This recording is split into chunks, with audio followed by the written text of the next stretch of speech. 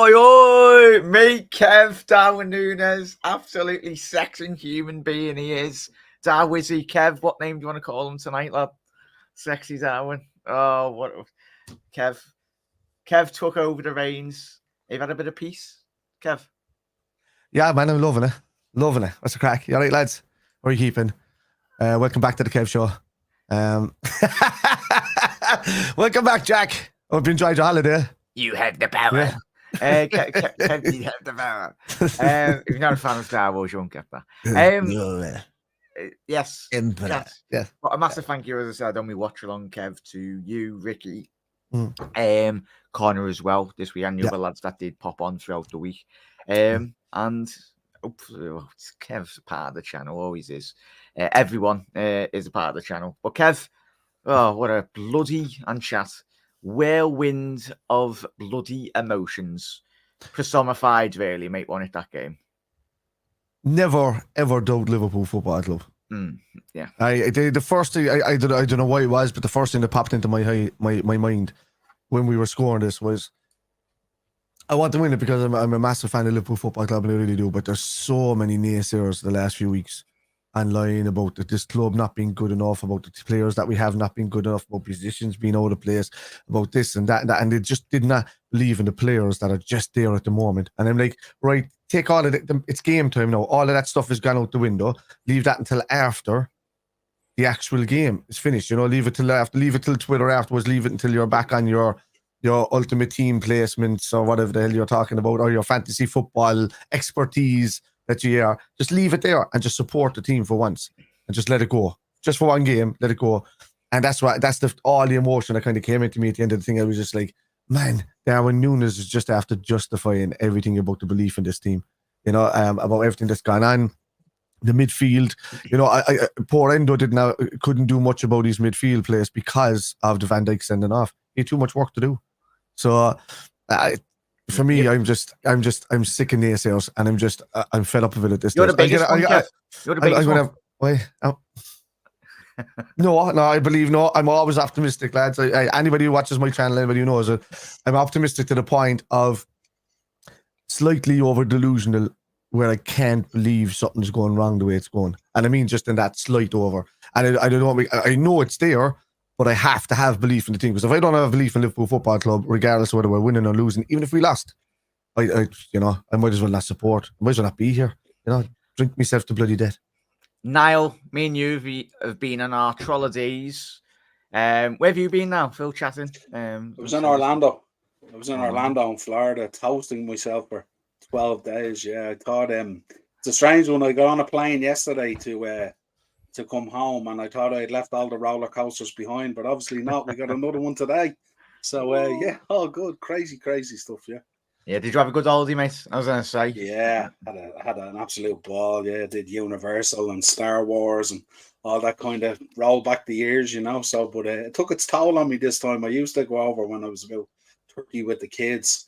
Now the kids are nearly 30 and I'm feeling 50ish, that kind of way. So it doesn't matter. We're all big kids at heart, mate. I was going to say, I absolutely pooed me kecks on the flight home, just because when we were setting off, the door wasn't shutting.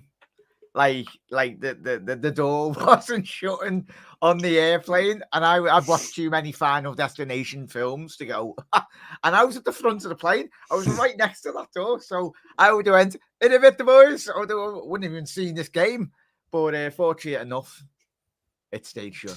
It's amazing you were talking about not seeing the game, Jack, and not actually dying. You know what I mean? Yeah. Do you know what I mean? I wouldn't have seen the game. No, Jack, you'd be dead. You know what I mean? What a way to go out. How do you know you wouldn't have seen the game? Yeah. I still might be able to see the game. Yeah. Alien spacecraft might have got me out of the sky. You never know. More conspiracy theory alien videos coming this season. But a conspiracy, we'll get straight into the nitty-gritty chat. There's a lot to unpack. We'll speak about the Trent and the Van Dijk and everything. But we'll start from the beginning, really, Niall, in terms of the game. Coming into the game, firstly, we'll speak about the Trent situation that did arise. First challenge, foul on Trent originally, and that's what I think a lot of the Newcastle fans currently are forgetting. Trent was fouled, yes, in the laws of the game. I was speaking to Luke, obviously. Luke, if you're watching, mate, jump on. Anyone jump in? The link is in the description as well. It's pinned on the YouTube comments. Oh, bloody hell, I haven't done it in a week. I don't know what I'm saying. Usually don't anyway. But now, that first initial build-up play and spell kicked into that, mate. So just talk us through your thinking and around that, mate. Yeah, I'd say what happened there was I'd say Eddie Howe had identified Trent, and obviously the links there with Anthony Gordon, obviously where it kind of set the narrative there that he was going to get up his wick and stuff like that. The problem with that first sort of fell, those ones that they tend to shove you into the hoarding and stuff like that, they rarely give anything for them. You rarely see anything be given for them. It always ends up in a throw-in or something like that, So it's I wasn't expecting to get anything out of that. I think this new directive with the referees, I think, is going to cause a huge problem, because I do think that the second one, the one where he puts his arm across him, that is a card. There's no doubt about it that one is a card. But the problem for the ref is it puts the ref in a very difficult position, because he's already carded him for the throwing of the ball or whatever it is. And I just think from the officiating and the referee's point of view, they need to be so careful now, because I think they were saying, what's it now? Is it 9 red cards or something now in the space of three game weeks? Yeah. And it's gonna get really, really difficult between that and the additional time being added on. And the toll that's going to take on players and stuff like that as well. And I just think, but from that Trent point of view, I don't know. I was screaming at the screen. I was going ballistic and stuff like that and all. Funny enough, I was calling for Klopp to nearly hook him, because he was he was absolutely losing. He was losing control and stuff like that. And the problem from that situation there is you're already playing with a back line that has Matip in there, and we don't have Konate. So that creates a certain level of anxiety. You already have Endo in there playing in the 6 for the first time with the 2 boys in that 3-pronged midfield. So that creates a certain level of nervousness because he hasn't done it. And I think that ratcheting up with Trent and what was unfolding there just created that kind of anxiety that goes through the team and seems to take anywhere between 20 to 40 minutes to come out of the team.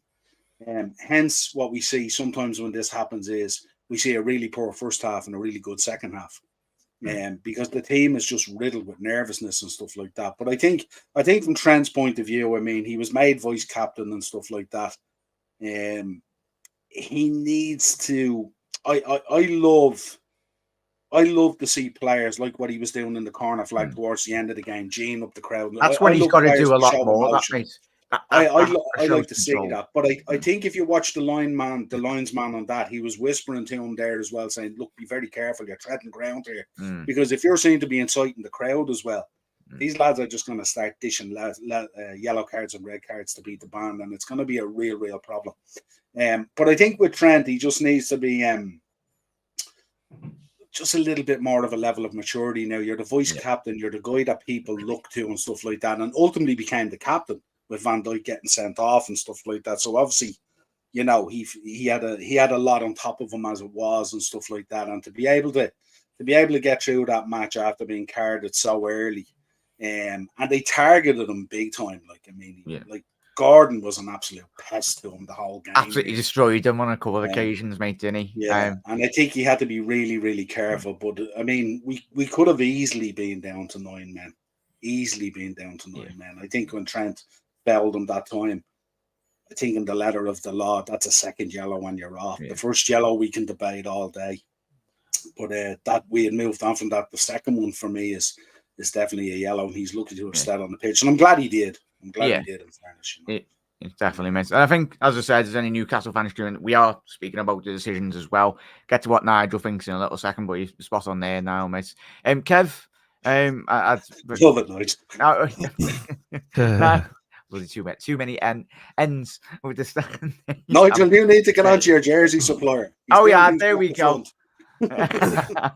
He spelled Darwin wrong. Kev, obviously Niall's just spot on there in his analysis, really. And it was when I was looking at as now, and we've seen this already, Kevin and lads in the comments. What game was it already this season where Trent got a stupid yellow card, and hence is now said with the referees. Now they're so much more active, and that's their criteria now going into this new season. They have a box ticking where they need to dish out a certain amount of cards, mate. But now spot on in terms of what he said there, Kev. I couldn't give a crap about the referees, to be honest with you. I don't care about what the prerogative is. I think they're getting too much control in the game outside of just being rule maintain, what would you call it, rule look after us. I can't think of the word right now, but all they're supposed to do is look after the rules of the game. They're not supposed to create their own rules. They're not supposed to create their own scenarios. Make it all about them. The PGM needs to, they're getting too much power in football. I think it needs to go. I think it's destroying the game. Virgil van Dijk, we're going to get to this tackle, I'm going to speak about that right now. That is not a red card for me. Might look like that at the time, but it's not a red card. This is where I disagree. This is good debate. Good debate. It's not because it's not a red card for the simple fact that player was not past him into that goal. He was not the tackle from behind. He was level on par, and he decided to take the tackle early.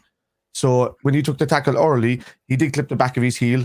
It's a foul. It's a yellow card. But there's no way did Isak have control of the ball. There's no way did he turn Virgil van Dijk, and there's no way had he touched the ball yet, which means he wasn't even facing towards the goal. He was looking behind him to receive the ball outside the box. Would you say his body movement, though, Kev? The way I look at that when I was watching a watch along, I said instant red card straight away. Yeah, it's but if somebody's body movement was going to go towards the goal, his body movement was going to go towards the goal. It should have been whatever. No. Yeah, but his angle, the way Isaac has exited that angle anyway.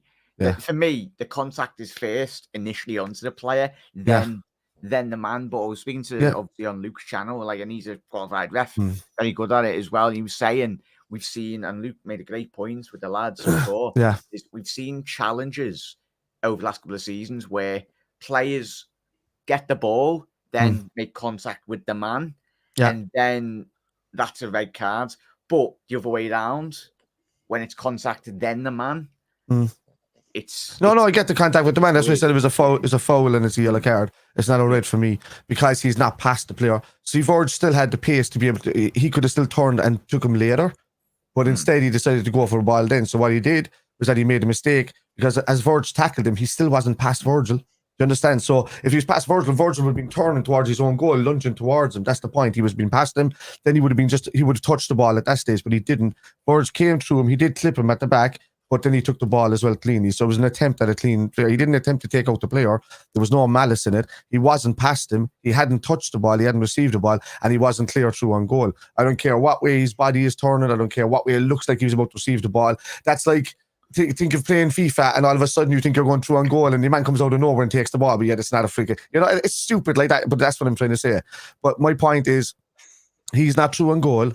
He's not going to. He might have received the ball, and Virgil might have taken it off him later, or he might have put a tackle in. But instead, Virgil tried to clean house beforehand, and it wasn't when he was past him. It wasn't when he was around him. He didn't lunge at him when he was past him to try and take him down. He didn't try and do anything like that. And I get the letter of the law is if you're the last man back and you make a tackle and you're gone. But he was also level with his partner. No, he mightn't have made it, but he's still level, and I've seen where they haven't been given for that. But at the same time, Virgil still ahead of him before he even received the ball, and they were level by the time he made the tackle. So he wasn't past him, he wasn't inside the box, and he wasn't too clear on goal. He was just, there was a process where the ball was going to come to him, but that's if buts and maybes. When the tackle was made, there was no control of the ball, there was no turn on Virgil. Virgil just tried to clear house and clip the player, mistakenly enough. Should have been a yellow card and a free kick. But that red card is ridiculous. It's too much woke refereeing. It's too much wokeness within the fans as well, I'll be honest with you. It's completely gone to the left side. It is. Football has gone to the complete leftist side of you can't touch me. You can't non-contact. You can't catch a player as you're taking the ball at the same time. You can't, it's ridiculous. Like, remember the days you go onto a pitch and players will come off, the jersey be torn, and I get it, it shouldn't be that rough. They'd at least have muck in their socks. They'd at least have whatever in their boots, but they don't know. And that's the point. It's taking the whole, it's turned it into a flair game rather than a flair plus physicality game. And it's really starting to annoy me lately with this wokeness. But it's all coming down to the fact of all of these rules being brought in by the PGMOL. And they're say so in this.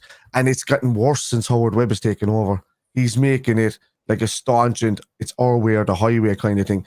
And I'm thinking you're going to see a rebellion within players fairly soon. If it was me and I was a professional player, I would start as saying to my captain, go to the meetings and all the captains get together and say, we're not happy with the refereeing situation. We'll either... They could, players could actually go to a point in a year's time where they could strike on this. Full on realms of Eric Cantona kicking the ref. Go on. I think Virgil van Dijk was going to choke slam that line out, or one of them, like when he was going down there. I think I was loving it. Yeah, it took Liverpool's press officer to literally restrain Van Dijk. If you wonder who that was, I think that was. He was right. If he smacked the referees there today, I'd have no problem with it. Because I would have turned around and said, I get it, there shouldn't be any violence in football, but it's a passionate sport, and if you're stopping the players from allowing to be passionate, you're taking away the whole element of competitiveness in the game. It's not just Kev, he got an 8-match ban, and we haven't signed another. I know, I get it. Problem. But then I'm not. But to see the whole point of that, I'm not worried about the scenarios of that. I just want the game to be just taken back a bit to where it was. And just, keep all of the good football happening and the whole lot. In the last few seasons, it was just a good place where there was a certain amount of fouls allowed and stuff like that. I mean, a couple of seasons ago, do you remember where they stopped giving away stupid free kicks for just people falling over the ball? And I'm like, okay, the football is really good now. Like, the games are actually, there's certain fouls that are getting overlooked. And it's gone back to the thing where, you tip off a person again and they fall over, roll, and like that. I mean, the referee's got to see. And no offense, unless the dude's leg is hanging in his sock, I don't want to be seeing him rolling around the floor like that and then giving away free kicks. Isaac sold it, didn't he? Like an offside as well. I mean, he hit the deck like he'd been knocked out as well. Like, so. It's ridiculous, man. And I thought that was nipped in the bud a couple of years ago when they seen the change in the PGMOL. And for me, a change in how the referee was done with regards stupid fouls, because we it didn't happen to us with Divock Origi when United scored that time. He was fouled, obviously, and then went up the other end and Rashford scored. But where was our free kick then? And it was much worse than what Van Dijk did today. Same again, Bournemouth that time. The last game before COVID. Same with that game. One of our defenders, it might have been Joe Gomez, got fouled. They went up and scored and went ahead, and we came back and scored two in the end. It was Wilson, for that. It was Wilson. Yeah, I think it was on. Might have been on Gomez. Same thing. Hello, Nigel. I was going to say, Lan. How are you, lad? Yeah. I'd just like to say about the thing about the referees. Yeah. I don't know if any of the rest of you watch rugby, but we've had 3 or 4 incidents recently in the rugby leading up to the World Cup. 2 English guys sent off, brought to TMO, upgraded to red cards. Scott Barrett last night got a straight red card. Looks like he might be out of some of the World Cup. And we have these absolute idiots week after week, game after game, going out. Onana for United against Wolves. Penalty. Should have been a penalty. He should have been sent off. That penalty United got yesterday. An absolute disgrace. 2 sendings off in 2 weeks and we've still defied some really, really poor refereeing. Joe Linton was going on booting our players today. Was it 8-9 fouls he had today and still no yellow card? Crazy. Like, rugby is showing football the way to referee these things. They use their technology properly. Not go out and hand these guys who have been lobotomized a whistle. You know what I mean? It's an utter disgrace. I think the big difference, lads, as we all know in chat, rugby is a man's game. It's played by men, proper men. And it's supposed but at least football should be half of that, Jack. At least I know it's not this country. It should be half of that. It's not even an 8 of it at the moment where it's been carrying on. Yeah, men is one thing. Sorry, Lloyd. No, go on. Go ahead. No, I just want to say that rugby is a men played with balls. Football is now currently a load of bollocks. Yeah. It's nice. I think I got done for me monetization on my live stream watch along. Supposedly YouTube doesn't. I suppose it did F and Jeff because we just won probably one of our best games in a very long time. That shouldn't happen to Jack though if your video is not for kids. Yeah, you should be getting away with that. I always say no for kids. I'm just saying adults over 18. They do it on the language now, don't they? Yeah. They hit you on the use of language now. They'll get you done for being scouts these days anyway. It's the refereeing, isn't it? It's bad as the Hey, refereeing. you'll be all right with the word bollocks. Nobody cares about that. It's a different Are we scenario. all looking forward to Mike Dean's breakdown of it? Yeah. Oh, yeah. Right. What was it, boys? Like, well, sorry to go on a tangent. Not after he was looking after his mate. Oh, Christ, that's another show we'll do this week. Which apparently he wasn't. That comment in its entirety brings everything into the realms of fantasy and rationale and everyone thinking like what's going on here. We all know the big teams do get the bigger decisions because of our history, the money and everything.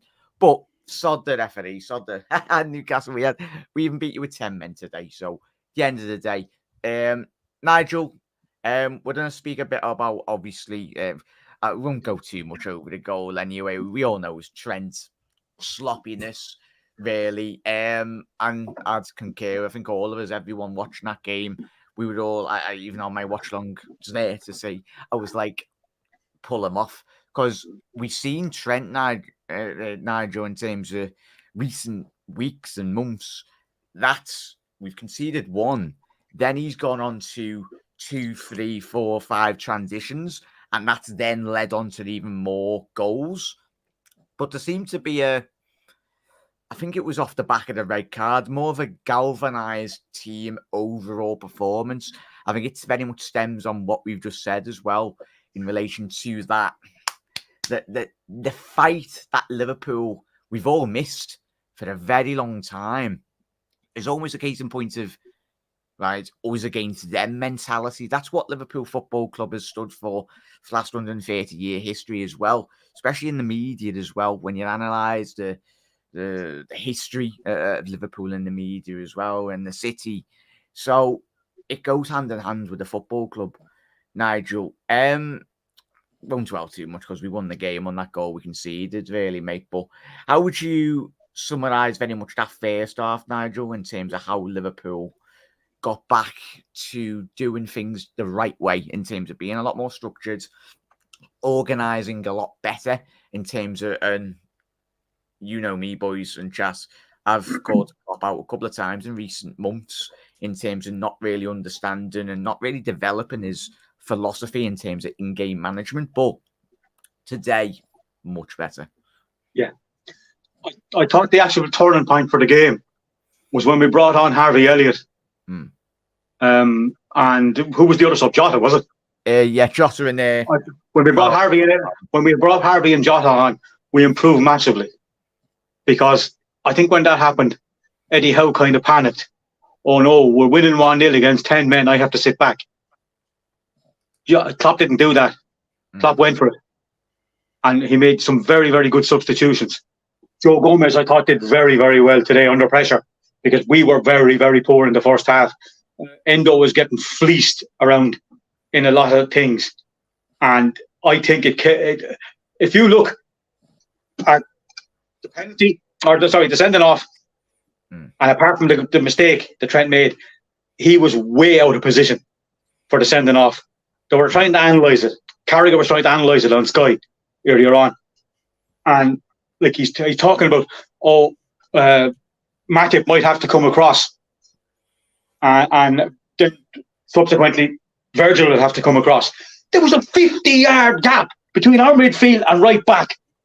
Now, for me, the time has come for Trent to either knuckle down at right back or switch into midfield. It's one or the other. We cannot keep leaving that space. It's killing us. It's absolutely killing us. As far as the second half goes, we got on top of them because we decided we were going to be positive. Our manager and our coaches decided we were going to be positive.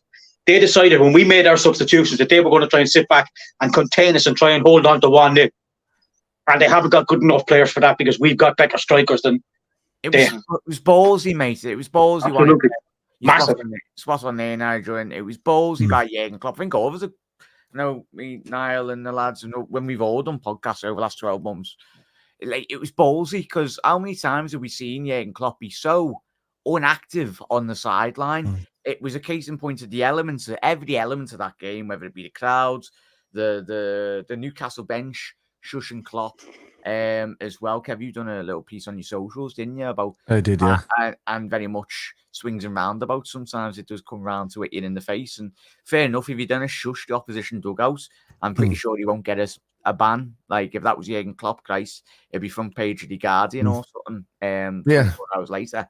But what would you think about that period as well as what Nigel has just said there, mate? It was an accumulation of.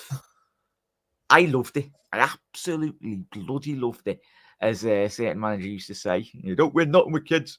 I'd love it if we beat them, and we did, Kev. But thinking with the formation, tactical switch, Kev, talk us through that in your thinking, mate, because it was excellent. I think we went to a 4-4-1. And in terms of using Szoboszlai on that right hand side as well, McAllister come a bit more central.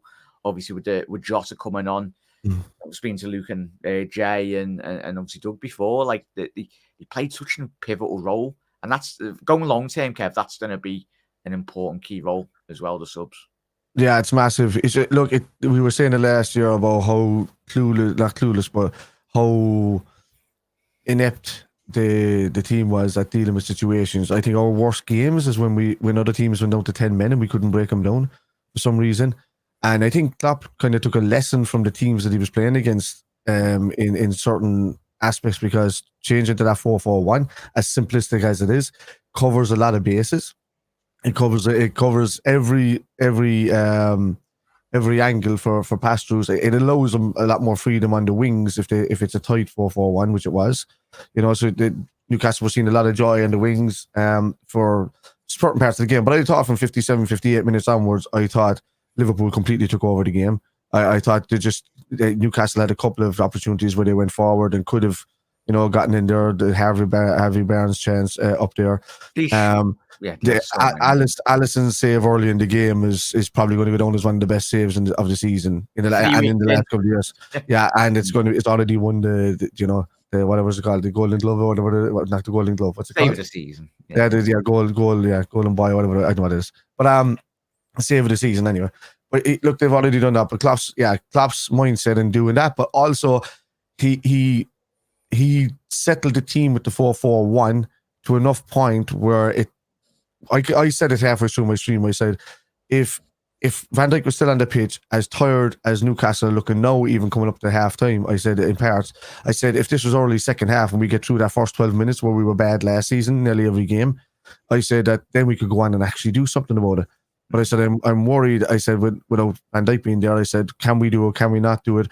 But then as I seen time go on and we were getting to the 78th minute and we're really taking a foothold in the game, we were starting to create chances, because we had 0 chances and 0 shots on goal or even chances created since Van Dijk went off. And all of a sudden we looked like we could catch him. But then he changed that formation with the 3 at the front again. And that completely opened them up. Yeah. So it's spot on there, Kev. I was just going to ask, there seemed especially when I was watching, more of a tactical understanding. I'll ask, obviously, now in a little second, but having those better technical players, main two, obviously, McAllister and Szoboszlai, that ability to play different formations, different where they play on the pitch as well, is massive.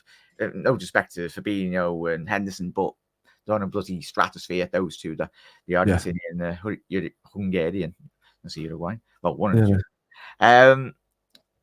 Would that, it was understandable, you understand their roles fundamentally, when the players, when they were coming on, there seemed to be a bit more nous about them, certainly something that we've not seen in, even though we've been on such a massive run in previous the last 14 game more since the back of last season, Kev. But I don't know. I don't know. No. Look, you're right. In certain ways, you have to have the quality of player in there to be able to cover off these positions. And these two guys can do it with their eyes closed, to be honest with you. Look, McAllister, he worked his butt off today. He was running back with players non-stop, doing roles that he shouldn't have been doing. Endo was overworked after Van Dijk went off, so hence why he was brought off a bit later. And they thought they'd sit there with 2 centre midfielders rather than 1 CDM and 2 lads. Because once you have Endo in there, Klopp realised that it still allowed McAllister and Szoboszlai to drift a bit further forward. Or stay a bit further forward, which put too much pressure on the back line and them. And that's where Newcastle were seeing chances. But the instant that the instant that he changed and brought McAllister, brought YNWA first, sat McAllister in there, then McAllister started getting tired and he said, right, I need somebody now which is more of an interceptor, which is what Harvey Elliott does. He waits for the person to throw out the pass and he steps in and gets in the way. So that just shows the maturity in Harvey's game as well. Doing what he did in that game. So he was able to dive in across players, win the ball back. I mean, even one of the goals that happened first, Harvey put his body in the way straight away, won it back, and then we went on and scored. Fantastic. Harvey as well. I was doing you, Fudge. Big up, matey. Massive thank you for popping in. Get to what your thoughts about the game, mates. I know you'll have plenty to say. That was a stressful game. I mean, the mixed emotions. That first 20 minutes was actually I think the first 10 minutes we were all right, but then that Trent mistake. Trent was awful today, by the way. Trent.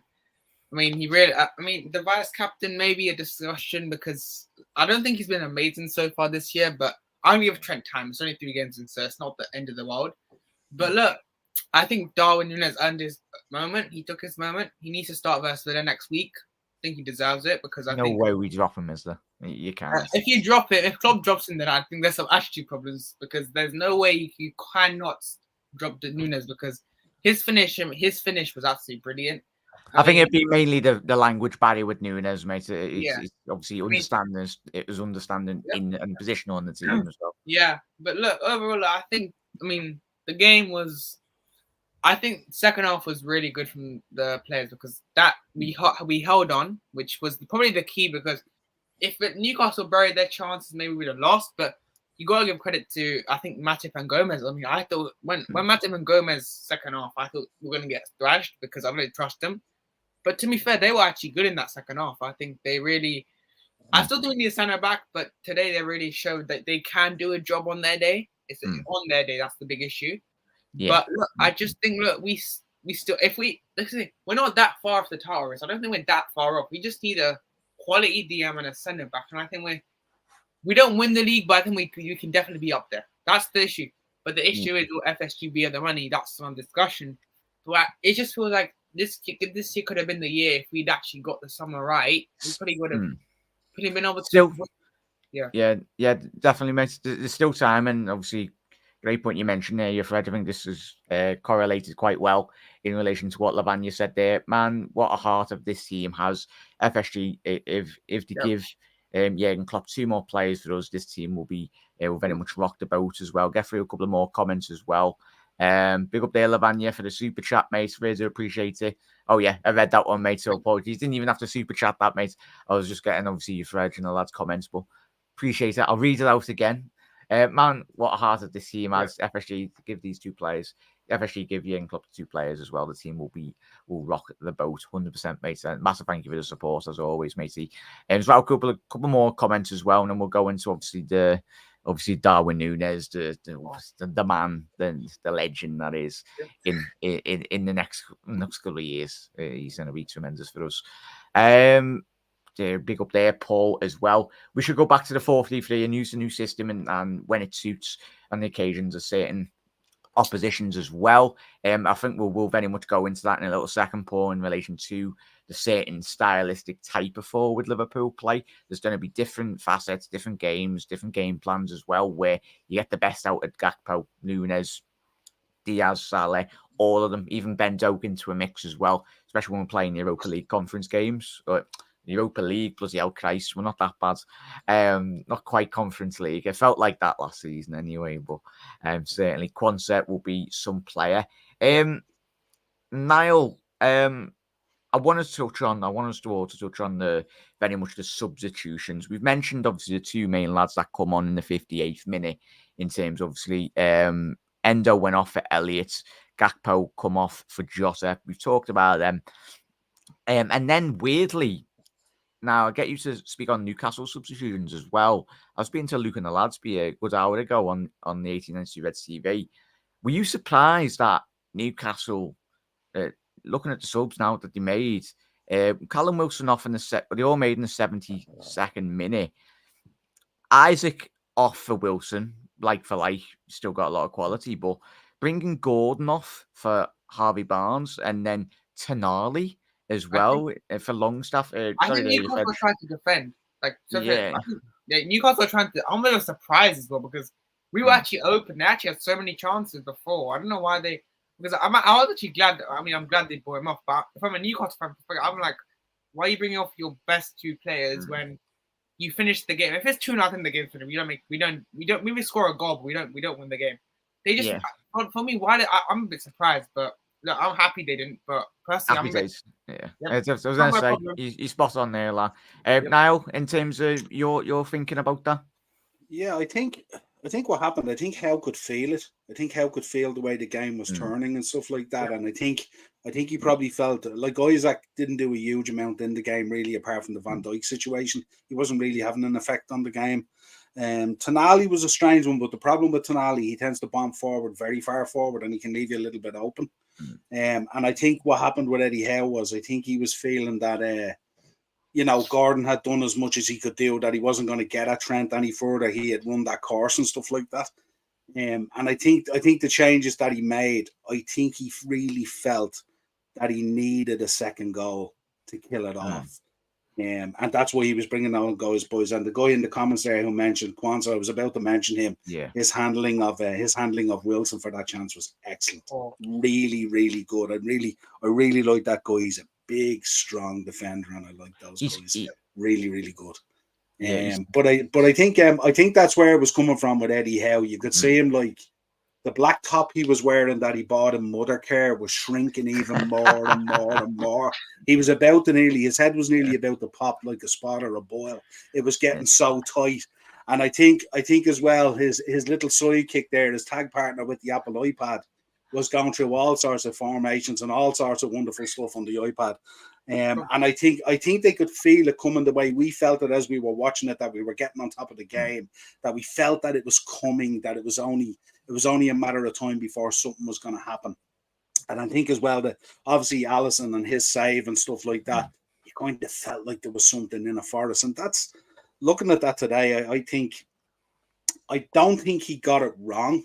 I think he tried to do something, but I think it had gone beyond that for those guys to come in and make something happen. And I think that's what happened. And I think the Geordie crowd went really, really quiet. They got real nervous. You could feel around the stadium. I think for a lot of that second half, you could hear our boys singing up in that top corner, which you never hear.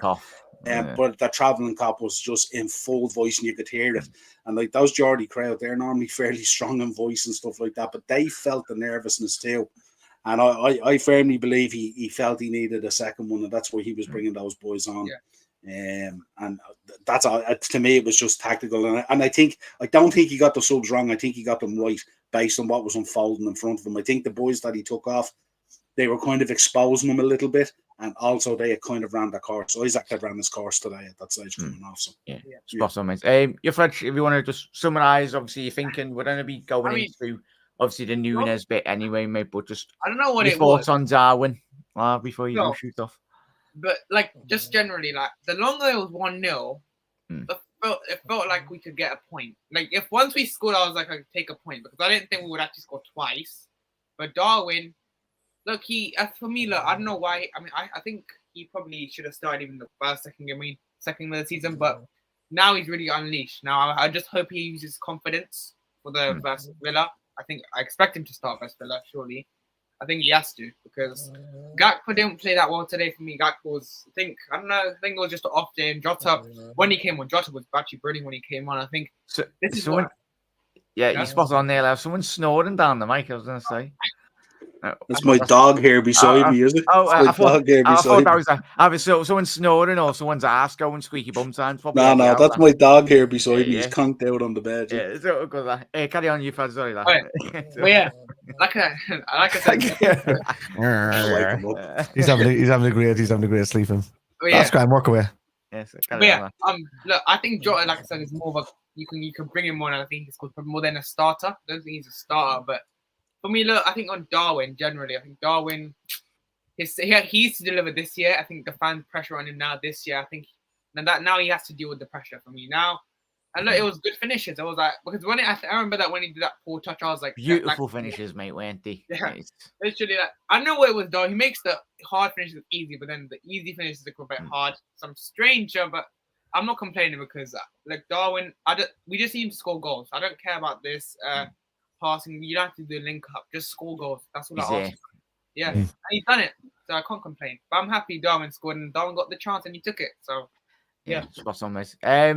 Obviously got a couple of people might be potentially jumping on as well there, Fred, but definitely call in again, mate. Going to be doing a lot more, obviously, shows in the coming season, mate, but made up to get you on, mate. Thank you for taking the time out to pop on, mate, and speak to you very soon, la. And yeah, what a win that was. All the best, mate. You've had spot on, Kev. The finishing from Darwin today was exceptional. Like there was, I think there was a moment at the start of the game where there was a lovely ball play from Harvey Elliott over the top, and actually he got too good of a touch on it, and the too good of a touch dragged it back for him, where he just needed to kind of cushion it and just let it fall in front of him. Yeah. And I think he could have finished then, but from early, even in pre-season, I noticed that he was a lot sharper, a lot easier, better on the turn, a lot more settled, and regardless of language barriers and stuff like that from call-outs and listening and problems there.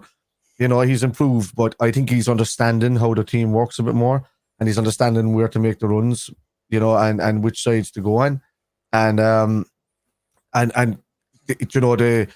everybody was kind of, the minute Salah saw him making that run, he knew where to play it. He knew how to cut it inside. It was a perfect ball from Salah onto him, right on that line. And I called it on my channel. I turned over and I said, it was a target came on, or was it a target? It was Haggard. It's a target, yeah. And he was going to go left back. And I said, if Dan Byrne goes into that centre back role, Darwin's going to have him for lunch, or Salah's going to have him for lunch. Because I said, he's knackered looking. I said, on that left hand side. So when he went centre back, the first thing that happened was I don't know if that was the issue with Botman making a mistake with the flick ups. But then great assist by Botman on the first one. Yeah, it was. But the second one, then Dan Byrne, I just said once he went there and Botman came off and target came on, I said Dan Byrne is not going to be able to keep up. He's not even going to make the effort. I said if somebody just plays a through ball to Darwin, and it's exactly what happened. Salah played that through ball, and Byrne just looked at it and was just like, oh, I'm gonna have to say he was done. He was cooked, and what a finish! 2 finishes, brilliant, almost identical in a way. The opposite of the goal against a really good keeper in Nick Pope. Yeah, Nick Pope's one of the best. Nick Pope for me was my choice to come in if we didn't buy Alisson that time. I actually wanted to go after Burnley and get Nick Pope. I said if we get Nick Pope, he'll be a world star for us. But we got Alisson, so we're sorry, Nick. But fantastic finishes. Darwin's going to cook this season, man. He will if he's given the chance. I know us four have very much backed him, and we've cheated him in certain games as well. But today is the first day, Jack, that I felt that I was watching a really top world-class striker coming on and play. Like, I looked at him, his celebrations and everything. And so that feeling that you get when you're looking at a striker, said, oh, man, I wish he was playing for us.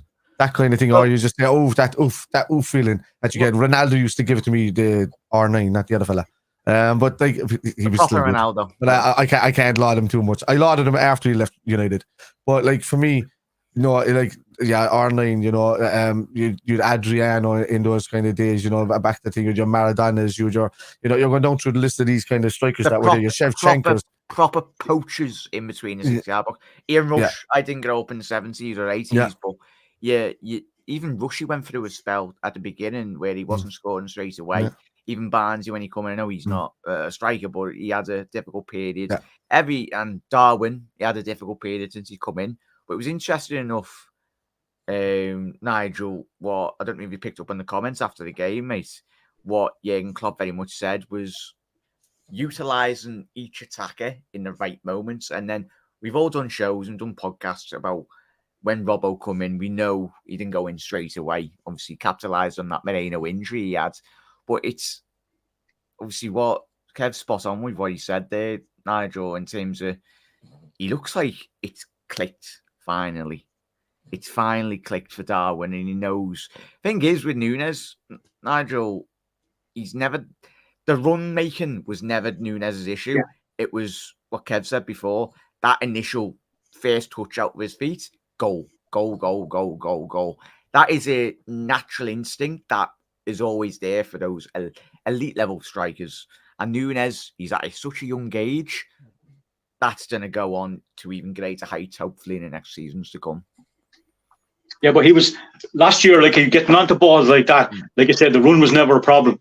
But he was scuffing shots, he was skying shots. These two went like bullets into the far corner today. It looked a different player. And you could see, like Kev said, I totally agree with what I was saying. The celebration looked like a fella who was settled. He looked like a fella who was happy. You'd see him going straight to the Liverpool crowd up the top who were making a great amount of noise. It was a joy to watch him doing that. That's what we've been hoping for. You know, in his first season, 15 goals with Benfica. Or is it 14 goals with Benfica? Last season with us, 15 goals. Second season with Benfica, 30. Yeah, ridiculous. So I'm just hoping. Just like to say about Eddie Howe as well, all he's missing to be England manager is a waistcoat. Oh, Christ. He's got that yellow streak down his back. Perfect. That's yeah. Oh, bloody hell. We passed the watershed now, we're not. It doesn't matter. 13 minutes away. Niall, I think we're going to run out of superlatives. We don't have to get. We need our mate Owen, Nigel. We all know Owen. I'm pretty sure he'll never run out of words. Owen from the Cop On podcast. He'll never run out of words of describing Darwin Nunez. But all of us are smiling now. All of us, I know all of us, if you're at the game or watching around the world, the emotion that erupted from every single one of us, it was like, I was a young lad when Torres come through, and it was special. Every time, Niall, that ball went through to Torres, he used to score. Owen, when he was, 16, 17, when he broke through, you knew these type of players that are always going to score. Jota, probably our most naturally gifted finisher at this moment in time, but certainly Nunez. Niall, he's just describe how he makes you feel in certain ways.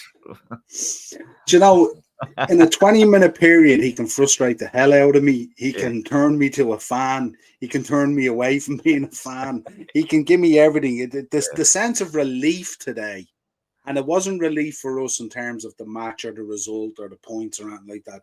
Just the relief we felt probably for him, that he was actually putting away 2 really good chances and stuff like that. And we often talk about this second season in the league as well and how they kick on after experiencing it.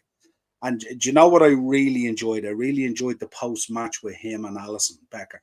I thought it was absolutely gold. And you know what it is? It actually funny when I listen to Alisson Becker talk and his breakdown of the game and his breakdown of the transfer window and everything else. It kicks me. We spoke about it a number of weeks ago on the show. Captain's armband. Yeah, I said the same thing on my stream. Everything. Didn't he, Kev? Absolutely. And the way he broke it down so intelligently about how we have a squad here and we have a team and we have a togetherness and we're quite insular in the way we think. Don't put words in his mouth as well. And you know, and the way he broke it down and the way he sent that message was real captain-esque and stuff like that, you know. And I said it before, I said with Virgil, and I love Virgil and all, and he's a captain, and we'll get behind him, of course, and support him and everything else. But he doesn't have that type of breakdown personality kind of thing that you get from. I don't think he likes being in front of people or in front of the camera and that kind of thing. Alisson looks like he's at home now with it. Like I could see him doing a load of post matches now, and you know, and how he's after picking up the language. And the more that Darwin hangs out with him, and the more time they spend together, the more it will improve Darwin and stuff like that and all. But I think we have a star on our hands there. I still think though, I don't know whether you picked up on it at the end of the game when the gaffer went over to Darwin. It was a reasonably okay celebration. And then he had to get the Becker as quickly as he could. And he absolutely, himself and Becker nearly had a wrestling match of a celebration. Yeah. And I was kind of thinking, that save was unbelievable. And that was a turning point in the game. But this guy's after putting away as 2 good goals as you'll see on any game day and any pitch. And I was thinking, it was quite toned down compared to the Becker celebration. And I was sort of saying to myself, is he still not convinced of him? No. Will he start him next week? You know, kind of thing. The way I look at that, mate, it's a great point you've raised. The way I look at that, I get you lads all to chip in as well. It's Klopp. It's what Klopp's all about. You look at Alisson, he's the best in the world in his position at this moment in time. Will be for the next 5-10 years if he stays fit. With Nunez, he's a young lad, isn't he, now? And we know what Jurgen Klopp is all about. He wants more and more and more and more out of these players. Certain players cannot do it. Like Fabinho, Henderson. He tried he wanted more from them. He couldn't physically do it on a football pitch no longer. But he's the expert at that. I think, I don't know if you lads, if you've seen, there's a couple of great documentaries and the stories of Lewandowski going from the Polish league to Borussia Dortmund, and Klopp basically giving him, was it like €10 or 10 money in training to very much. He was just, I think he spoke about it in the last couple of months. He spoke about the comparisons in relation to when Lewandowski went to Dortmund and Nunez coming in as well. I think even Klopp's probably even offering Nunez money in terms of just, and he said at the end of it, his career at Dortmund, he was absolutely skint, in Klopp, because he was like, Lewan turned into that absolute utter goal machine that he is. But you think now he's wanting more, and he's certainly going to be hopefully getting more out of Nunez in the last couple of weeks. I think naturally as a manager, I think he demands that from everyone. I think that's just a natural trait with him. But I just think after today, I think scoring the 2 goals, the emotion of the game, being down to 10 men, the first half being so horrific and everything kind of going against us, and to be able to find that will and desire and that moment to make those substitutes. I mean, we spoke about Klopp's in-game management before as well at times as being a little bit questionable and stuff like that. But I just thought that like the rivalry that's building there with Newcastle at the moment is something special as well. We know that both managers can't stand each other. Like there's no like all that before the game kind of stuff is just for the camera type of thing.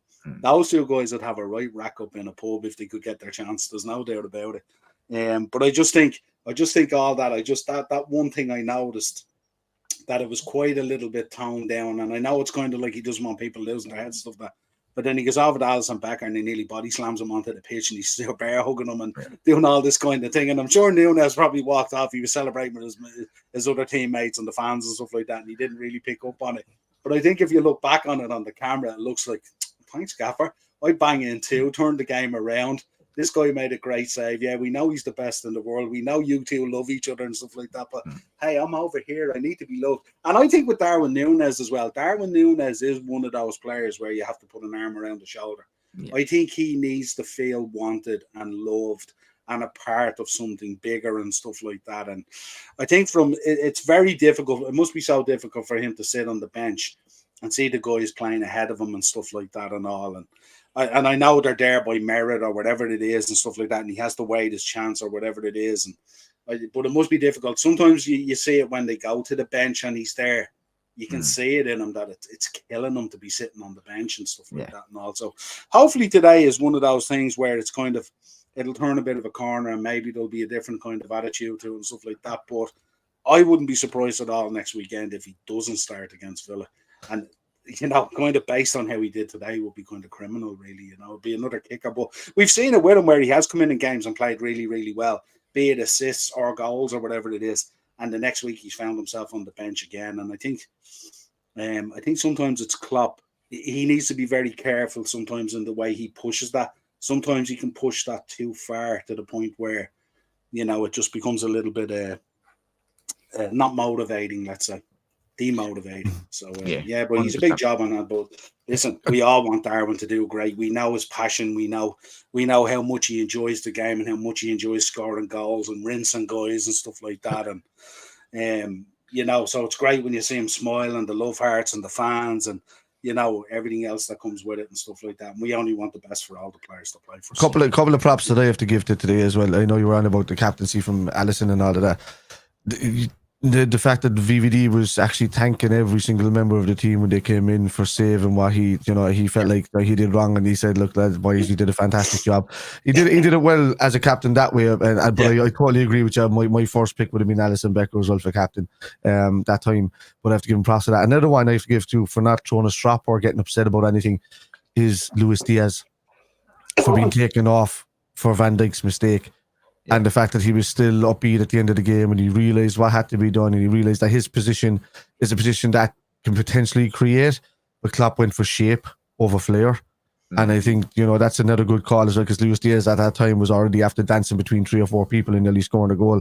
So, at that point, you got to kind of see that, give props to these two guys that One was who made a mistake. It's a different side of Klopp, isn't it? It's a different side of Klopp that we're seeing as well, because Klopp could have went. Normally, Klopp would just go on with that, and that wouldn't happen. And in fairness to Diaz as well, he did drop those devil eyes. He did give the stare on the way walking around and stuff. I think the camera did pan to him as well.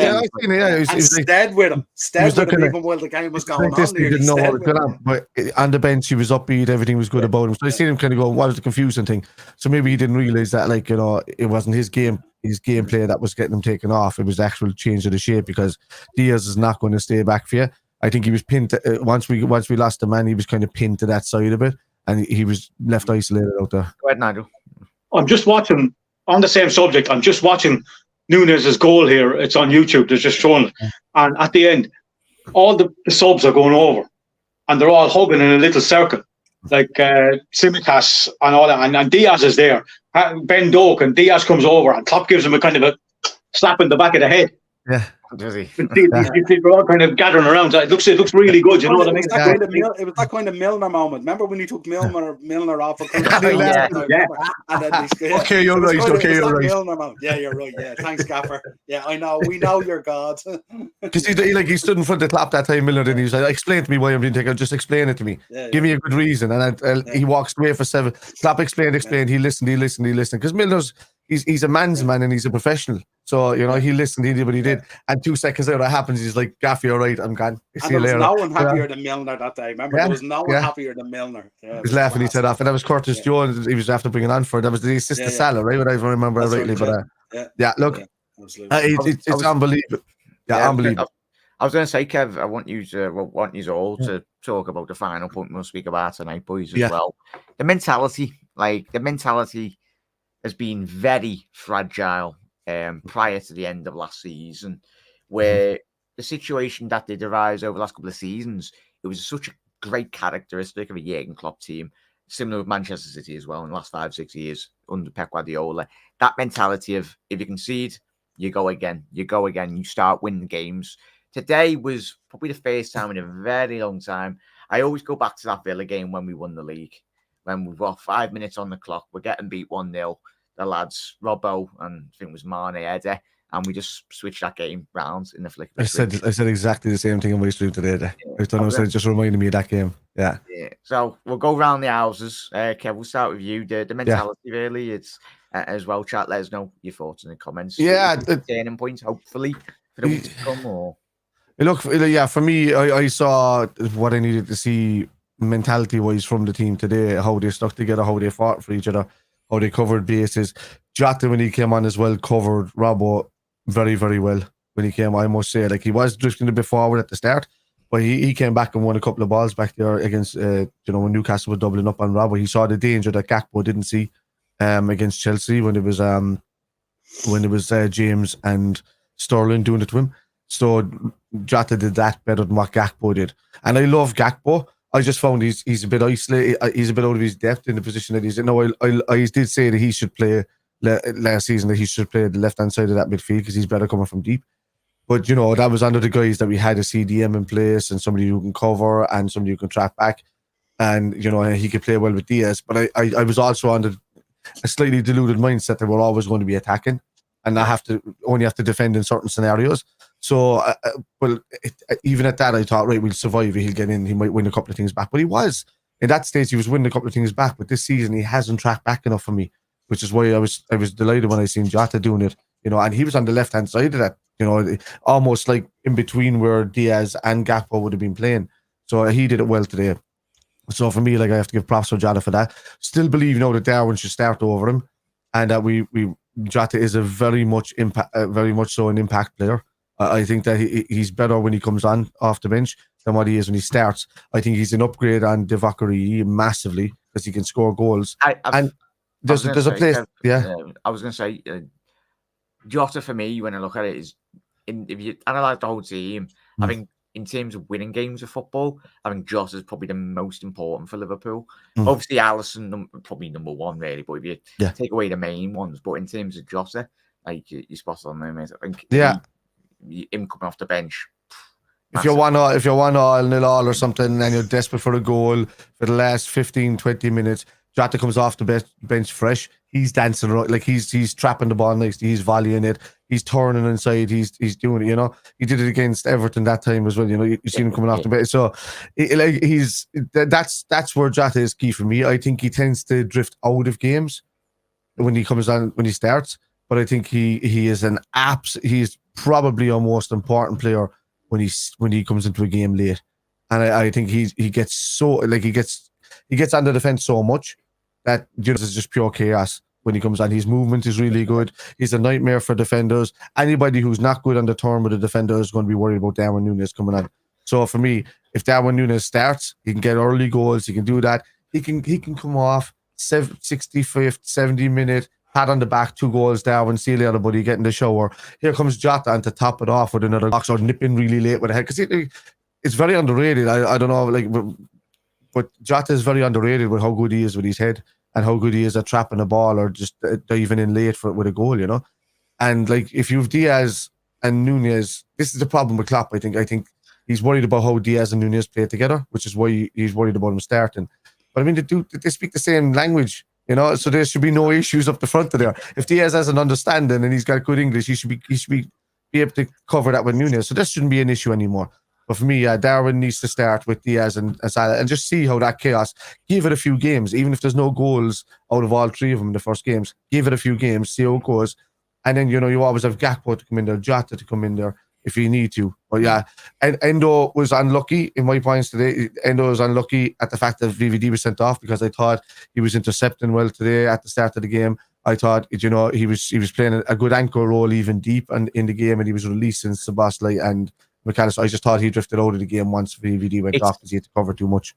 Yeah, it's the thing, you know. It's when we did have 11 men, us wins out with the lads before come on there, like, he done well in what he had to do. Like, you know what you're getting for 16, 19 million. He's 30-year-old. He's an experienced international.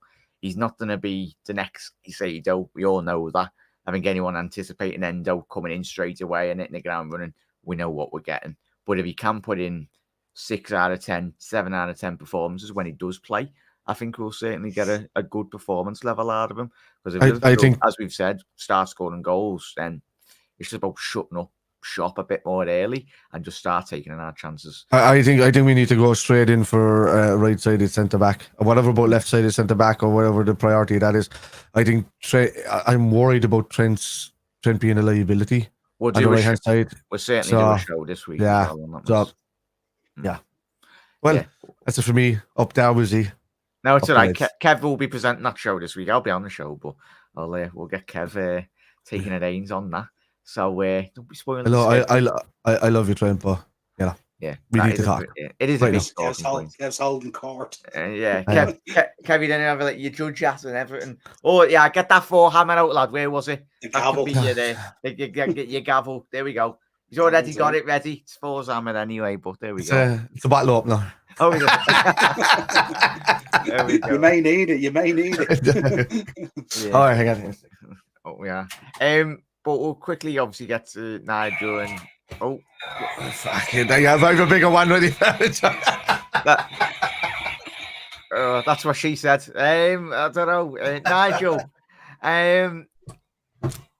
It's an interesting period. I've put chat if you're watching or just tuned in. Get your man of the match votes in the comments anyway. Whilst Kev's here, lightsaber or whatever you want. It was the black sabers from Mandalorian. It's right there with his helmet. Yeah, Kev, I'm surprised you weren't wearing that after full time, Kev. I would have been anyway. Or just ran into a brick wall anyway. Nigel Klopp, I've put Klopp in the man of the match. We spoke about and Nigel was spot on in terms of his analysis before. Hit the nail on the head in terms of the in-game understanding of Jurgen Klopp, and we spoke about it today, mate. But I just wanted to quickly touch on it, Nigel, in terms of there we go. This is the way. Yeah, I can't say this is the way. Yeah. This is the way, bye.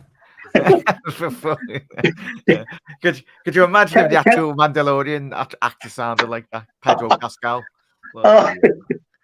Kevin's man of the match. I'll give him. That's Klopp and Eddie Howe, is it? Yeah. For anyone that's just tuned in, that's getting clipped for the Out of Context channel anyway. But there we go. Nigel, Jurgen Klopp, tactical understanding really. Yeah, much better.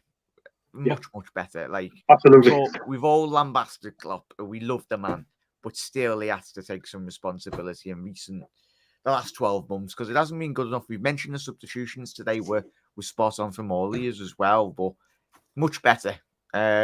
What do you want to see during the next couple of weeks? Obviously, big game against Villa. That is certainly going to be, I'd say, arguably our toughest test this season because I've got Villa finishing 4th. I think if they keep players fit and they get a couple of players through the door before the window, and certainly Unai Emery. But Nigel, Klopp. Yeah, I'd like to see us a little bit more secure in the first halves of games. We've looked really shaky in all the games so far. We've conceded the ball, we've given the ball away, and then we've had to rescue it. And luckily enough, in the last 2 games with 10 men, we've done that. Back to that comment that Kev made earlier on about that Aston Villa game. It was a big thing for a lot of our players in league games.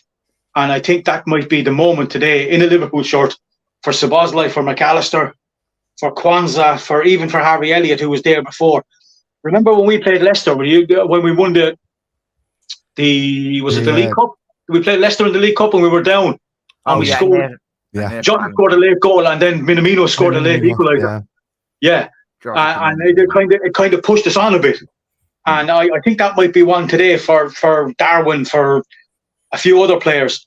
You know, just that this mentality, the teams are going to start looking at us and saying, these guys ain't going to lay down. Just going to go, oh my God, the back. Yeah.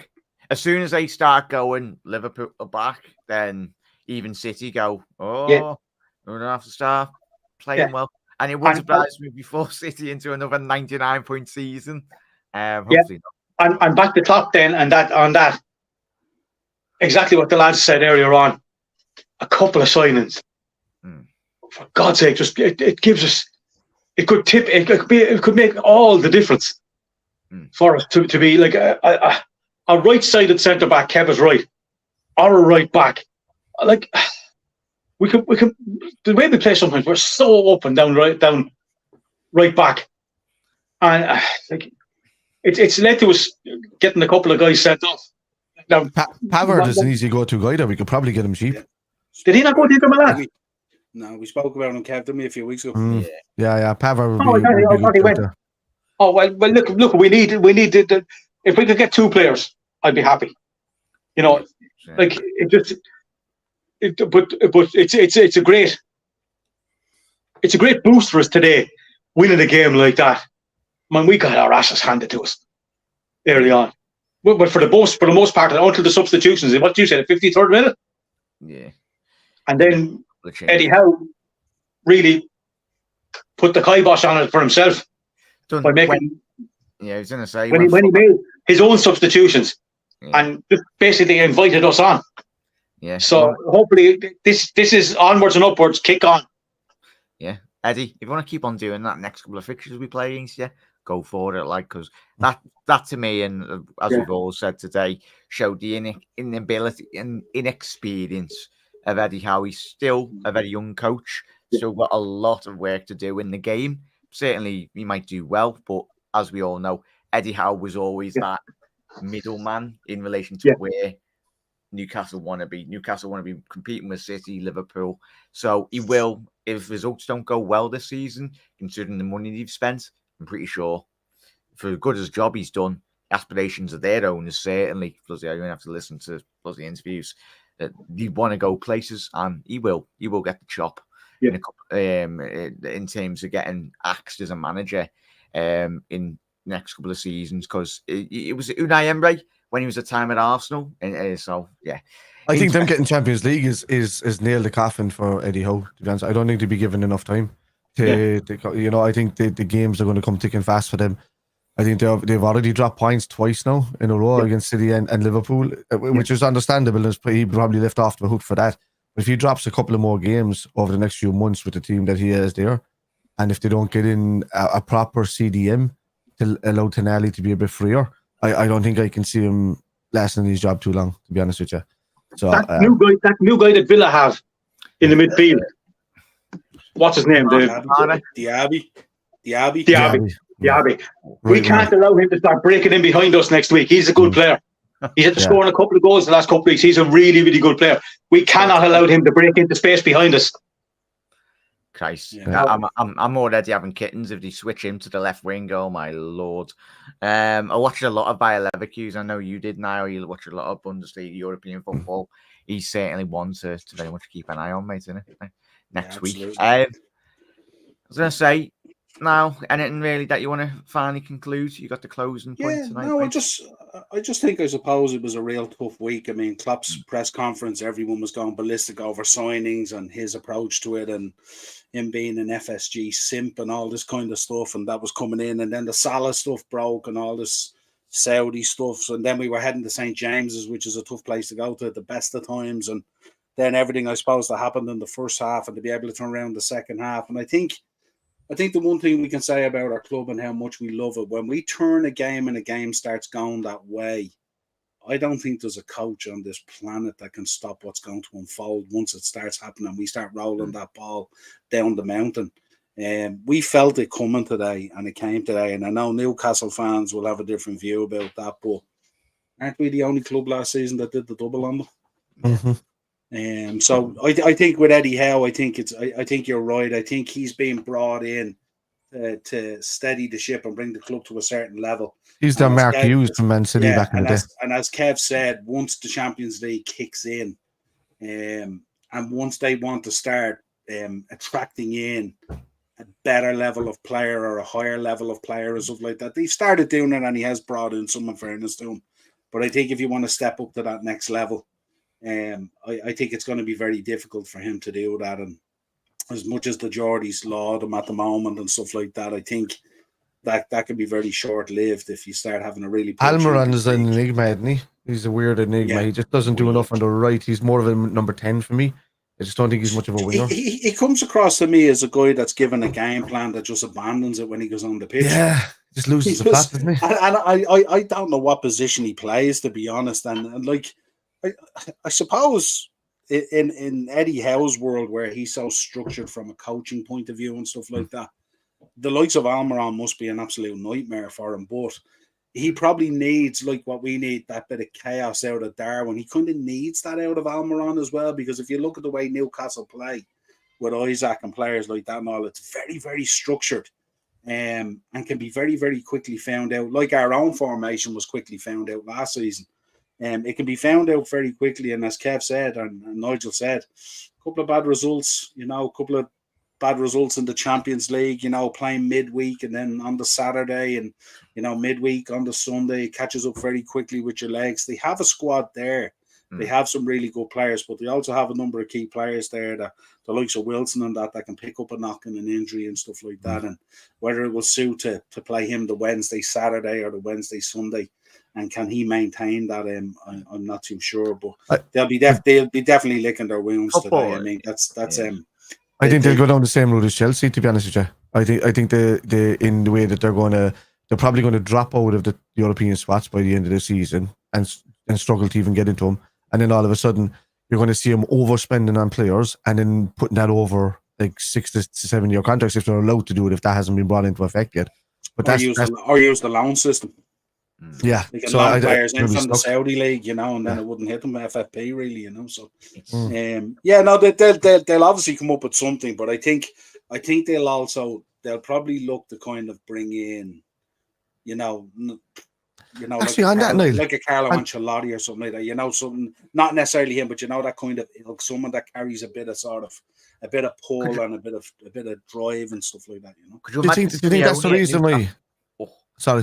Do you think that that's one of the main reasons why the Saudi league is trying to take on so many players? Not for the fact that to try and make the league better, because nobody's going to watch the Saudi league over Europe, over even the Champions League. Traction though, Kev, have you seen the contracts that are going in? And if we're all creators here. If you look at YouTube creation at the moment, look at how many games they're covering now for the Saudi league at the moment. I'm watching.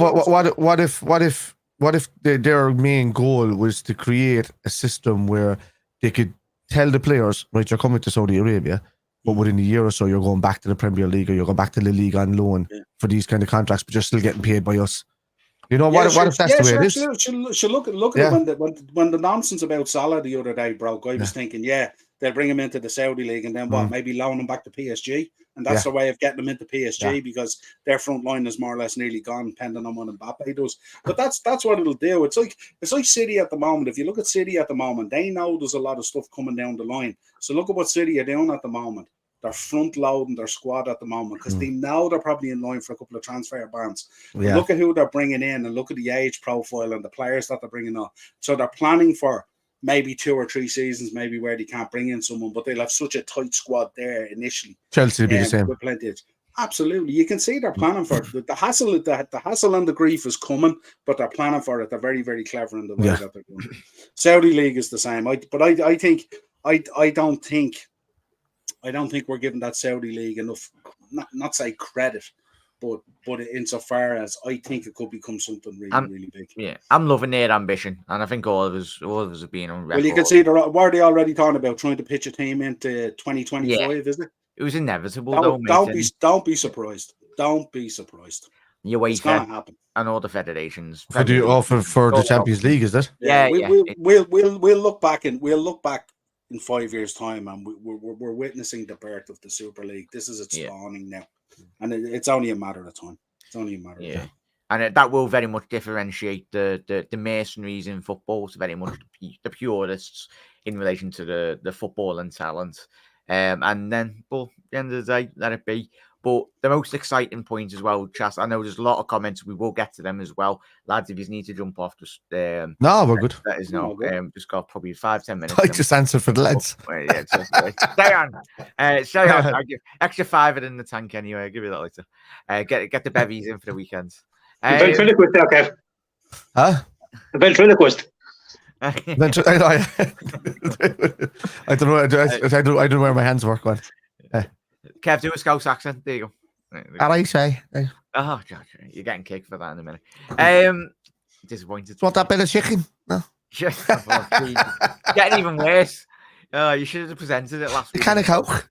Oh, no. We should have. Right. I don't know what you're saying. We're to blame for half your accent, man. You know, the Scouse accent is a mix of Scottish and Irish. It's just the way it is. Like. There's a bit of Welsh thrown at you. Bit of Scandinavian as well. Go all that way back. Liverpool Reds as well. And as we said on tonight's show, we are, and as Klopp's own words in the post-match, we are a team building. We are a new team building. There's still players to come into the football club that will improve this team. But it's exciting. It's exciting, Reds. But let's not beat around the bush. We need players in. And as much as Ali said, let's not put players in Wade's mouth.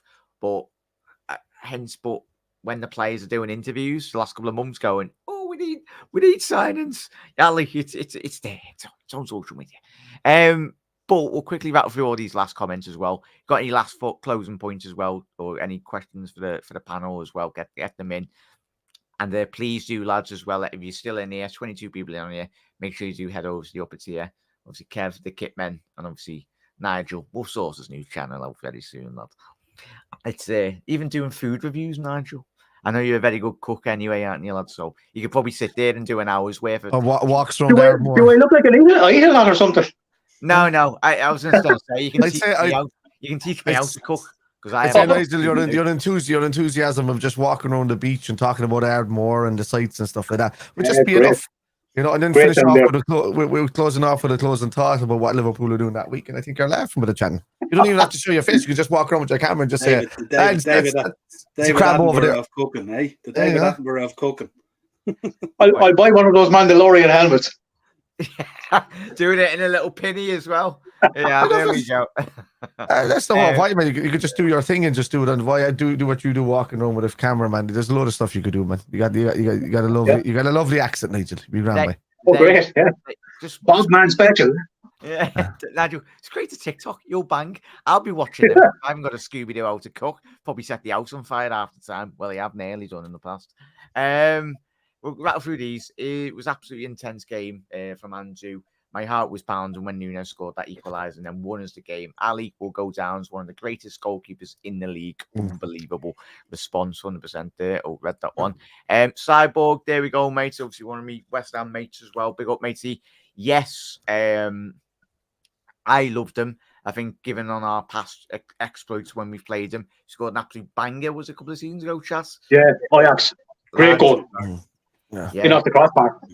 Yeah, I popped into a couple of the West Ham channels that I know as well, and I said he's got an absolute tremendous. It was a 45 million as well, bargain. I think if you are going to lose Paqueta, I think he's going to be, did I say it, probably better than Paqueta.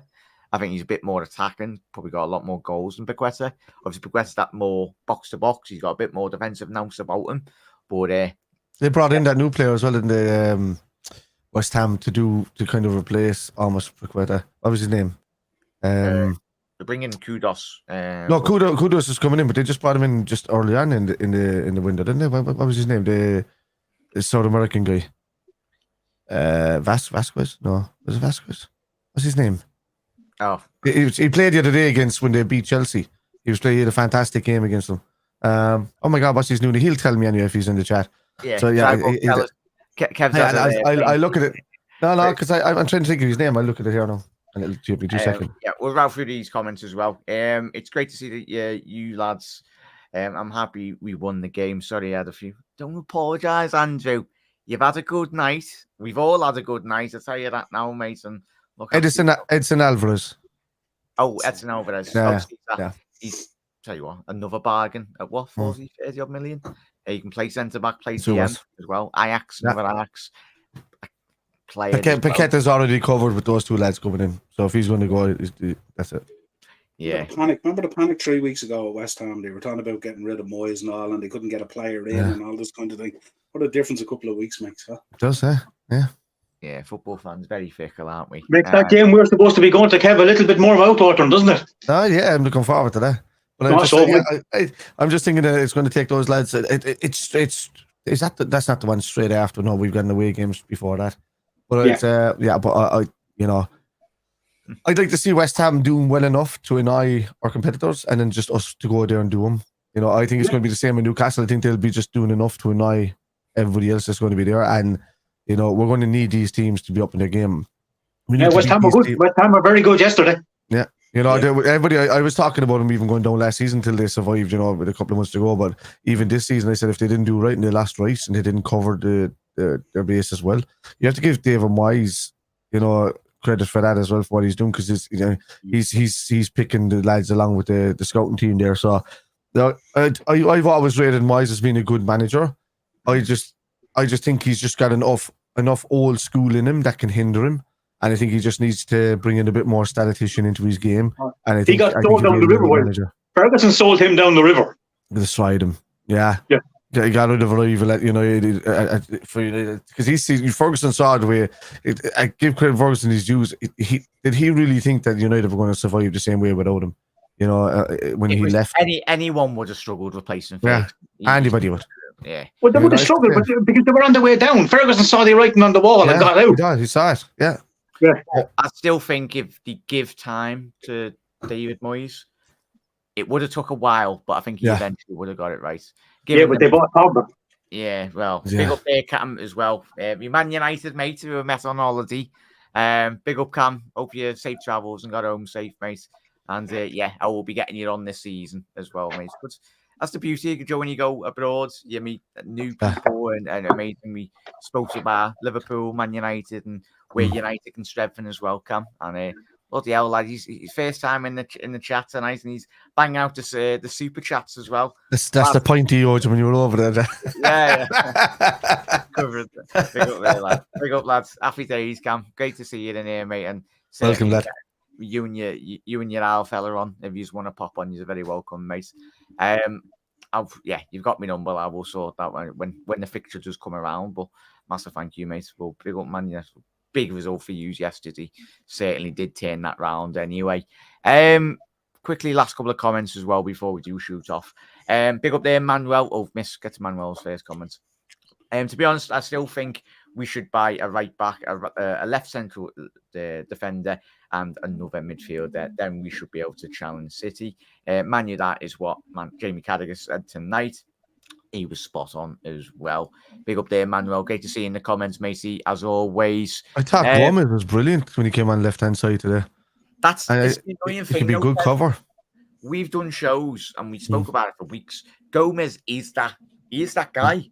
Yeah. He would be that guy. We wouldn't. But I think he plays better on the left than he does on the right. It's focus, isn't it? It's focus and consistency. He could go out and play that position against Villa next week and be slaughtered. I said it before. He played very well. I said it before that when Gomez does really good things, he tends to dwell on the really good things he does and then completely loses what he's doing in the next moment. It's like he's sitting there thinking about, oh, I just made a brilliant tackle there. Oh, what do I do? Oh, shit, where did he come from? You know what I mean? And that's the kind of way he's lapses in conversation. But today, I thought he was brilliant on the left-hand side. I thought he was able to look at the positional sense of wherever he was moving better. And he stepped in really well as well, which is great. Yeah, big update. A couple of new faces as well, which is always great on the channel. Dean said Salah seemingly taking on the role of the provider so far this season. He's got the ability to do that. Nunez was devastating today. Let's hope there is more to come up the effing Reds as well. Happy days, mate. When he loads Newcastle in the mud, love it. It's the beauty of football. That's where like banter and all that, sensible banter. It's what it's all about. I'm going to start reading Manuel's comments out in the way he's writing it. He's like just shouting it. Big up, Manuel. Where are the Nunez? Yeah, there you go. Read out that one, Kev. Where are the Nunez heroes? They're left in the planet Earth to know by. Yeah, bye. That's the tactic to get the comment read, isn't it? Loads of emojis and all caps. All capital letters, yeah. Don't dare go by my point. Cam, I'm not the ghost. I'm just Mayla. I just enjoy speaking with the lads, speaking to you as well. I think he says how you talk, Jack. Nah. You're defo getting banned, you lads. In a bit, Kev. Yeah, there we go. This is turning into Scrap Saturday or Hans Victoria Weekly now, this thing. You have missed me, lads, and chat. You've all missed me. It's what it's all about, having a good laugh anyway. It's great when Liverpool win games of football, and it makes it a lot more enjoyable. But even still, we always do have fun on the channel. And certainly, I'm pretty sure Cam needed subtitles when he was listening to me last week. Anyway, I did try and speak a bit slower, Cam, didn't I? Tried my best. Jack. It's just a Manchester United fan. He's too slow to keep up. No, we're only down the road anyway. It's all good. Oh, good. I'm on fire tonight. I'm on fire. How many points have you like it? I'm not. I'm just happy. Let's just be Newcastle. I'm happy. Yeah, hiya, Jack. How are you doing, lad? Mac, I am not doing too bad, lads. What a game. Nunez, Magic, Liverpool, 60 mins gone. Would have been happy with a draw. Still needs another central defensive midfielder, in my opinion. Will be very an interesting season, nevertheless. Mac, yeah, call you Mac a lot. Happy days, mate. Happy bloody phase. I need to end the stream. I've been going for bloody an hour. An hour and 30 minutes. Go, Kev. I think Nkapie would be brilliant. Just saying. Manuel is loving that. He's seen it. See, it's a funny side, so that's the whole fight. Hey, Manuel, just like to say to Manuel, what did you think of Jarrell Kwanzaa there today and Harvey Elliott? Just give us and Kev quote your we'll play it out anyway. Your comment. But yeah, no, lads, we'll get round the shop as well. Niall, massive thank you very much for coming on, mate. Please do. Obviously, back on the YouTube grind now. Me and you, week away. I think you had 2 weeks away, was it, Niall? Yeah, 2 weeks away. Yeah, I dropped a few little videos and shorts and stuff like that, just to keep the interest alive and stuff like that. But yeah, back now at it, from today. So, just shout out where everyone can find you, mate. And it's the upper tier. The upper tier on YouTube, and we're the upper tier on Facebook, Instagram, Twitter, TikTok, Amazon Music, Spotify, all those places. Anywhere you'll catch us, it's the upper tier. A couple of good shows coming up this week. We have a couple of, unfortunately, wrestling shows to do. Unfortunately, Terry Funk passed away there during the week, and also Bray Wyatt. So we have to do a couple of shows on them, a couple of tribute shows and stuff like that. And then, we'll be back tomorrow night. We'll be back with the Monday mashup, doing a review of all the weekend's action. Thursday, I'll be back with Thursday Tier Talk previewing the weekend. And obviously, I'll drop a preview as well for the Aston Villa game as well. So plenty coming up this week, Happy days, mate. Massive thank you for coming on, mate. As always. Thanks for having me. Thanks for having me. I'll have to get you in touch with my mates, Niall, you know, the guys from Deep Red, Jack, that you were talking to. So the guys do weekly, twice weekly wrestling podcasts. And my cousin runs wrestlingnews.net. So very good. He's been doing that for years and years. So these boys, if they get in contact with you, you'll have a load of people for the show. They're very good. So sorry, Jack. No, all good. And first and foremost, a massive thank you to everyone that's in the comments tonight. Manuel, Cam, that did drop in. Massive thank you for the super chat, matey. And get you on the channel this season, definitely, matey. Dean, a couple of new faces as well. Mary as well. Alan, the usual crowd as well. And even the rival fans that have come in and being as sound as always. Obviously, Lavanya as well. Massive thank you very much for the super chat as well, mate. Always very much well appreciated. Easy. There's been that many of you this evening, everyone. Apologies if you have missed your comments. I tried to feature them all, but if you haven't done it intentionally as well. You've absolutely smashed it. Kev, are you back into your gaming? So shout out. The gaming. I did take a couple of weeks break. I was enjoying it off. I was enjoying the gaming stuff off for a couple of weeks because there was nothing really going on. I took a break from PUBG and all that kind of stuff for a while. As you know, we were doing the sponsor thing. That's been paused for the moment with Kepler's because they're looking for a new manager. When the new manager comes in, then it starts straight away. So the sponsorship is still there and all of that. The show just can't start because there's nobody to run the bar. They've asked me to do it, but I've got kids and a family, and there's no way these days I'm going to sit there and run a bar at my age. But anyway, I'll run it, lads. They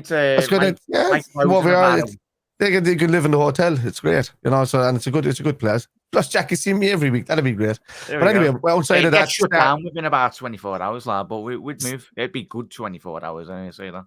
Yeah, look, Starfield and Mortal Kombat 1 and Assassin's Creed Mirage and all that's coming out fairly soon. And I've got the horror series starting from next month. It's just that with August is normally my break from doing everything gaming wise because I'm just constantly doing festivals and stuff with the band. So you'll see there's a 2.5 hour video done with a television show or with RTE done recently on us. That's coming out fairly soon. We're taking parts of it and put it into our own video, so that should be pretty cool. Yeah, should be good, lad. So RTE for people in England is BBC. So yeah, just to kind of let you know. Yeah, I know, Kev. Got to get immediate. Some people don't know. You know, Jack, but people don't know when they're sitting there. So they're like, RTE, what the hell is that? You know? Yeah, probably better than Everton Fan TV or something. Actually, no, it's not. It's awful. It's been a very Nigel, a massive thank you for coming on, mate, as well. It's been a great show, everyone. It's great when the Reds win, but even when they do lose, we get behind them. And certainly, as we've already discussed tonight, as the lads and everyone in the comments as well, big up to you, Fred, who did pop in as well, mates. You're always welcome. I said, I will post the channel, the StreamYard link. Obviously, we'll have our usual panelists, but if anyone ever wants to get the thoughts on the game, you're very much welcome to come on and you use the lads that come on the panel as well. Everyone that does interact with the channel, very much make the channel for what it is today as well. So much love to all yous. The channel links, if you are listening on podcast form as well, everyone, to the Upper Tier podcast, and obviously Kev, the Kitmen. Obviously, mine, Kev's channel, that we will be doing a lot more content this season, but Kev's main predominant channel, that is Spider LFC on YouTube and other social media platforms as well. Facebook, as now alluded to, he's on all podcast forms as well. So do check all the lads' content out, show them the love. But it Reds, if you're watching on YouTube or Facebook, we go Jack, again. You should finish up with Manuel's comment at the very bottom. Oh, yeah. There we go. So to play us out, audio listeners, turn down your headset just for this last section. Kev? We are Liverpool, we are family, you never walk alone. Nice. And get that last bit in, Kev. Smash the like button, people, you legends. Love you all. So, Reds, up the Reds. We smashed the Toon Army, and we'll be back again tomorrow for another episode. Ta-da.